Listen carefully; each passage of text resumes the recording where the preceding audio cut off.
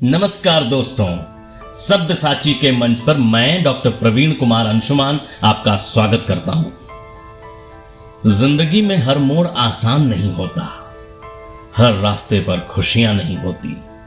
आदमी की व्यक्तिगत जिंदगी में इतने उतार चढ़ाव होते हैं जिससे कि कभी कभी आदमी का भरोसा भगवान पर से भी उठ जाता है। मगर ऐसा एक व्यक्तिगत जिंदगी में ही होता है, ऐसा नहीं है। सामूहिक जिंदगी भी कभी कभी ऐसी त्रासदी का शिकार हो जाती है। आज अचानक कोरोना महामारी ने पूरे विश्व को अपनी चपेट में ले रखा है। आदमी की जिंदगी को एक पल में पूरी तरह दूभर बना डाला है। ऐसे में लोगों की जिंदगी में बनती कुछ कहानियां, कुछ किस्से मीडिया और अखबारों के माध्यम से हमारे सामने आ जाते हैं, तो कुछ गुमनामी की राह में अपना दम तोड़ देते हैं। ऐसी ही एक कहानी अचानक मीडिया में छा गई।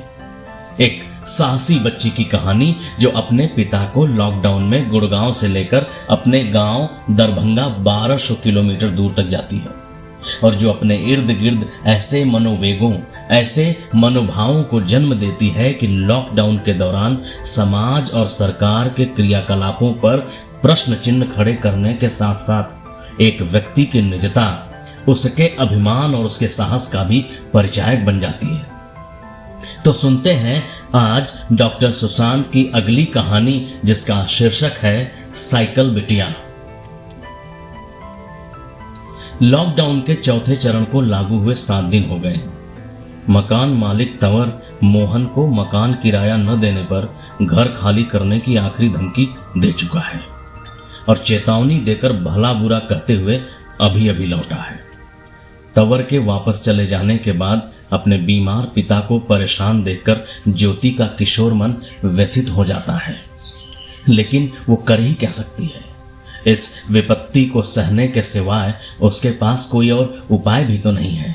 पिछले 40 दिनों से मन को झूठी तसल्ली देते और पिता का हौसला बढ़ाते बढ़ाते उसके खुद के हौसले पस्त होने लगे हैं।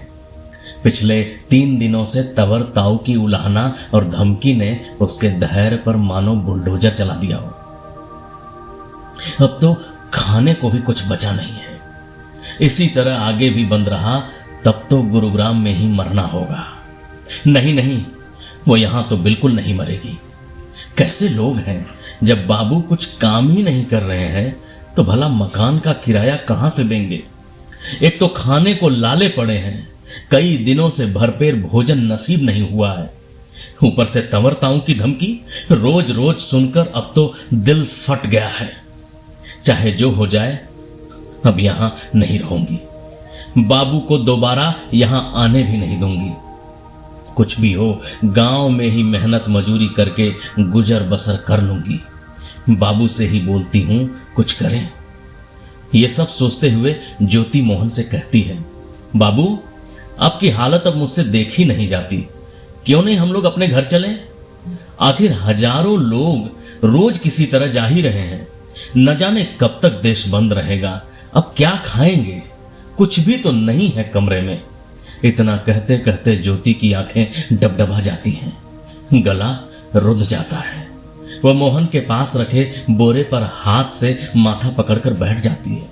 मोहन बेटी को इतना उदास और हताश होते कभी नहीं देखा था। तब भी नहीं जब कई दिनों तक घर में कुछ भी खाने को नहीं होता था। लेकिन आज उसे इस तरह देखकर मोहन का दिल बैठा जा रहा है। वह सोचता है कि किसके पास जाए, किससे कहे, कौन सुनेगा उसकी। गांव के भी सभी लोग चले गए हैं। किस विपत्ति में डाल दिया भगवान। इतने में उसको ट्रक चलाने वाले रघुनी की याद आती है। रघुनी ने कहा था कि वह ट्रक लोड करके जल्दी ही बिहार जाने वाला है। कुछ रुपया पैसा देकर उसके ट्रक पर ही चला जाऊंगा। ज्योति, मैं रघुनी से मिलकर आता हूं, घबराना नहीं मेरी बच्ची। भगवान चाहे तो कोई न कोई राह निकल ही आएगा। रघुनी अपने बाजू वाले गांव सिहुलिया का ही है, भला आदमी है, यहां भी पड़ोस में ही रहता है। इतना कहकर मोहन लंगड़ाते हुए घर से बाहर चला गया। इधर मोहन की बातों ने ज्योति के मन को ठीक उसी प्रकार शीतलता प्रदान की जैसे जेठ की दोपहरी में लू के थपेड़े खाए पथिक को पीपल की छांव प्रदान करती है। वो मन ही मन खुश होने लगी और आंखें बंद कर गांव पहुंचने के सपने देखते हुए कब सो गई कि पता ही नहीं चला। बेटी, अरे रोटी वोटी नहीं बनाई क्या? ये देखो घोड़ा बेचकर सो रही है। मोहन के इतना कहते ही ज्योति चहक कर उठ गई और झट से पूछ बैठी, बाबू क्या हुआ? रघुनी चाचा कब जा रहे हैं? घर कब जाना है? बेटी की व्याकुलता को देखकर मोहन बिना कुछ बोले ही सिर झुका लिया, लेकिन ज्योति जो है मानने को तैयार ही नहीं है। लगातार एक ही बात पूछे जा रही है, घर कब जाना है? घर कब जाना है बाबू? अब मोहन क्या जवाब दे अपनी बेटी को? उसे कुछ सूझ ही नहीं रहा है। क्या वह यह कह दे कि रघुनी ट्रक पर ले जाने के लिए जितने पैसे की मांग कर रहा है उतना वह कहां से लाएगा? नहीं नहीं, उसे ये सब क्यों बताऊं? इस उलझन में मोहन निरंतर उलझते जा रहा है। इससे निकलने की कोई राह भी नहीं दिखाई दे रही है। इतने में ज्योति बोलती है, बापू आपको माई की कसम कुछ तो बोलो, जवाब क्यों नहीं देते हो? अब मोहन से रहा नहीं गया। उसने एक ही सांस में ज्योति से सब कुछ कह दिया। ज्योति मोहन के पास बैठकर उसके घायल पैर में मरहम लगाते हुए बोली, बाबू जो कुछ रुपया आपके पास है उससे एक पुरानी साइकिल क्यों नहीं खरीद लेते? उसी से हम लोग अपने घर चले जाएंगे। मैं आपको बैठा कर साइकिल चला लूंगी। स्कूल में 8वें क्लास में जो साइकिल मिली थी उससे कई बार गांव से दरभंगा गई हूं। रास्ते में खाने पीने को कुछ न कुछ तो मिल ही जाएगा, बाकी सबका मालिक ऊपर वाला है। अरे नहीं नहीं बेटी, तुमको क्या मालूम यहां से दरभंगा जाना कोई हंसी ठिठोली है? 1000 किलोमीटर से भी अधिक दूर है। उस पर से इतनी गर्मी, लगता है देह जर जाएगा। लेकिन ज्योति के जिद के आगे मोहन की एक न चली। तब वह पड़ोस से एक पुरानी साइकिल 1500 रुपए में खरीदकर घर जाने को तैयार हो गया।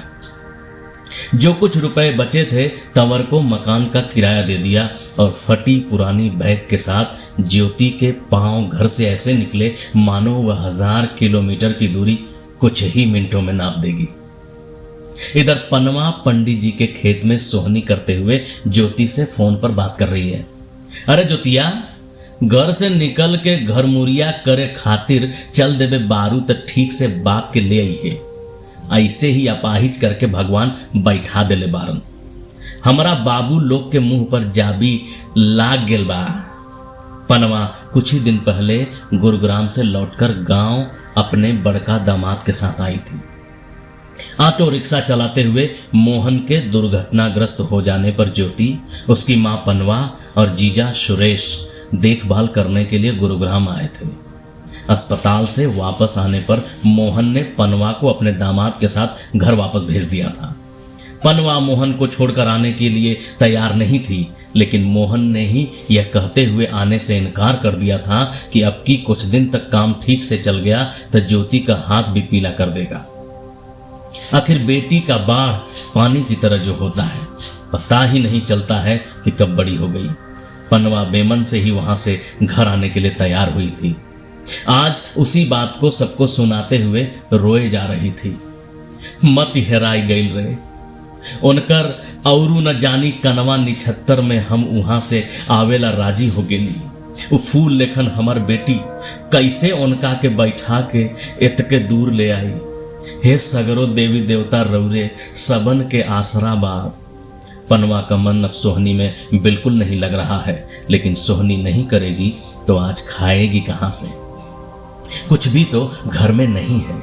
मन में ये विचार आते ही झट से आचरा से आंसू पोंछ लेती है और तेजी से खुरपी चलाने लगती है। उसके साथ सोहनी करने आई सभी महिलाएं पनवा को ढांढस बढ़ा रही हैं, लेकिन पनवा के मन की आशंका बिल्कुल मोथा घास की तरह है। बार बार सोहनी करने पर भी उग ही जाती है फिर से। उधर ज्योति साइकिल के पीछे अपने बाबू को बिठाकर खूब तेजी से आगे बढ़ रही है। गुरुग्राम से दूर सड़क किनारे कुछ लड़के उसे देखकर बातें कर रहे हैं। क्या जमाना आ गया चचा, छोरी साइकिल खींच रही से और ताऊ मजे से बैठा से। सभी उसकी तरफ देखते हुए ठहाका मारकर हंसने लगे। ज्योति के पांव पैडिल पर और तेज चलने लगता है। 3 दिनों तक ज्योति घर की रोटी, आलू की भुजिया और भुजा खाते हुए साइकिल चलाती रही। चौथे दिन उसके पास खाने के लिए कुछ भी नहीं था। हाँ, था तो केवल हौसला जिसके सहारे दरभंगा क्या कन्याकुमारी तक भी वो चली जाए। केवल पानी पीकर जेठ की गर्मी में पानी पानी हुई ज्योति हार मानने को तैयार नहीं है। अपने पिता को कोई दिक्कत न हो इसका वो पूरा ध्यान भी रखती है। 5वें दिन उत्तर प्रदेश बिहार सीमा पर एक राहत शिविर में आकर ज्योति और मोहन ने खाना खाए। कुछ देर तक आराम किया और फिर शिविर संचालक युवा समाज सेवी सतीश बाबू को ढेरों आशीर्वाद देते हुए अपने रास्ते पर निकल गई। जब से लॉकडाउन लगा है तभी से सतीश बाबू इस रास्ते से गुजरने वाले प्रवासियों के खाने पीने की व्यवस्था में लगे हुए हैं। रास्ते में टीवी के लिए रिपोर्टिंग करते हुए अंकुश की नजर साइकिल चलाती हुई कम उम्र की ज्योति पर अचानक पड़ती है। तुरंत कैमरामैन राहुल को इशारे करते हुए शूटिंग शुरू कर देता है। ज्योति से भी लाइव बातचीत करता है। यह खबर आग की तरह सोशल मीडिया सहित सभी जगह वायरल हो जाती है। जब तक ज्योति अपने गांव पहुंचती उससे पहले प्रशासनिक अमला उसके घर पहुंच जाती है। उसे वहीं से सरकारी क्वारंटाइन सेंटर भेज दिया गया। पूरे गांव में उसके साहस की चर्चा हो रही है। सभी राजनीतिक दलों के प्रतिनिधि, पत्रकार, समाज सेवी और अनेक संगठनों ने ज्योति की तारीफ करते हुए उसे सम्मानित भी कर रहे हैं। कोई उसे आजीवन पढ़ाने लिखाने की तो कोई उसका घर बनवाने की और अन्य तरह से मदद करने की घोषणाएं किए जा रहा है। उसके घर पर दिन भर लोगों का तांता लगा रहता है। उसकी यह खबर अमेरिका तक पहुंच जाती है। अचानक सारे गांव का प्यार उसके प्रति बढ़ जाता है। लेकिन गांव के कुछ लोग अंदर ही अंदर खुश नहीं हैं। उन्हें ज्योति के नसीब से ईर्ष्या हो रही है। डुमरी चाची कहती हैं, भगवान ओकरा लेखन भाग सबके देते। पिछला जन्म में जरूर कौनो पुण्य के काम मोहना कैले हुई। बाप रे, ओकर नाम 7 समंदर पार अमेरिका तक चल गईले। बाप मतारी राजा हो गईले से अलग। गांव के बच्चे, बूढ़े, महिलाएं सभी ज्योति के भाग्य की बात कर रहे हैं। आज गांव वालों के लिए दुनिया में ज्योति से ज्यादा भाग्यशाली कोई और नजर नहीं आ रहा है। लेकिन ज्योति, मोहन और पनवा को इन घोषणाओं पर विश्वास नहीं हो रहा है। हाँ, अपने को टीवी पर देखकर सभी खुश जरूर हो लेते हैं। ज्योति के रातों रात सेलिब्रिटी बन जाने के बाद मीडिया एवं सोशल मीडिया पर यह मुख्य बहस का मुद्दा बना हुआ है। सभी ज्योति की तारीफ में कशीदे काढ़े जा रहे हैं। कोई उसे साइकिल गर्ल की उपाधि देता है तो कोई आधुनिक श्रवण कुमार की।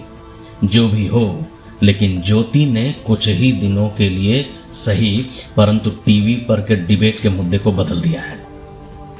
जब सारे गांव समाज में केवल और केवल ज्योति की ही बात हो रही थी, तब रणवीर काका टीवी पर बहस सुनते हुए एकाएक झल्लाकर टीवी का रिमोट फेंक देते हैं।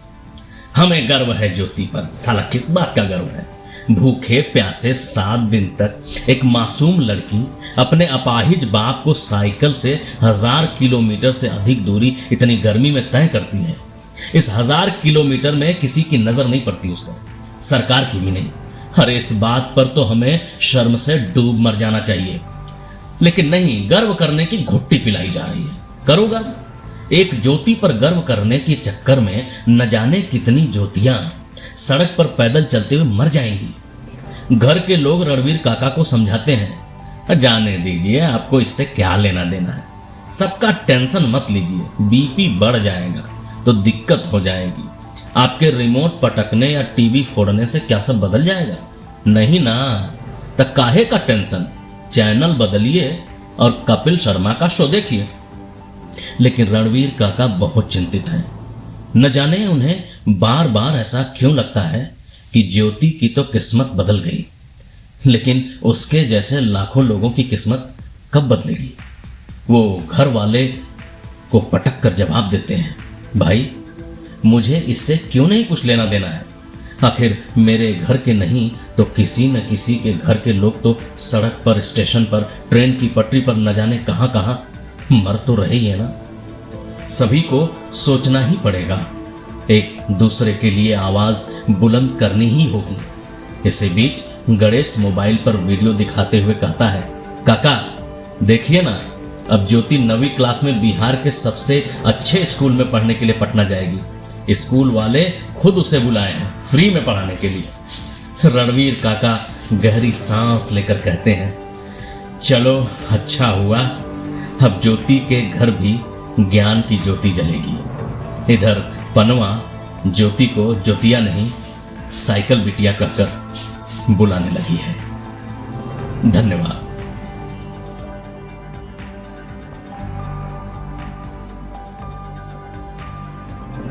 हेलो दोस्तों, सब्यसाची का मंच जल्द लाने जा रहा है अपनी वो सीरीज जिसके लिए सब्यसाची को बनाया गया। एक ऐसी सीरीज की श्रृंखला जिसे आपने अभी तक न सोचा होगा, न देखा होगा, न कभी सुना होगा। इस सीरीज का नाम है उल्लू की आंख। इसकी सारी कड़ियों का लुत्फ उठाने के लिए हमारे YouTube चैनल से जुड़े रहें। जुड़ने के लिए चैनल को सब्सक्राइब कर बेल आइकन को दबाना न भूलें। जस्ट वेट एंड वॉच उल्लू की आंख।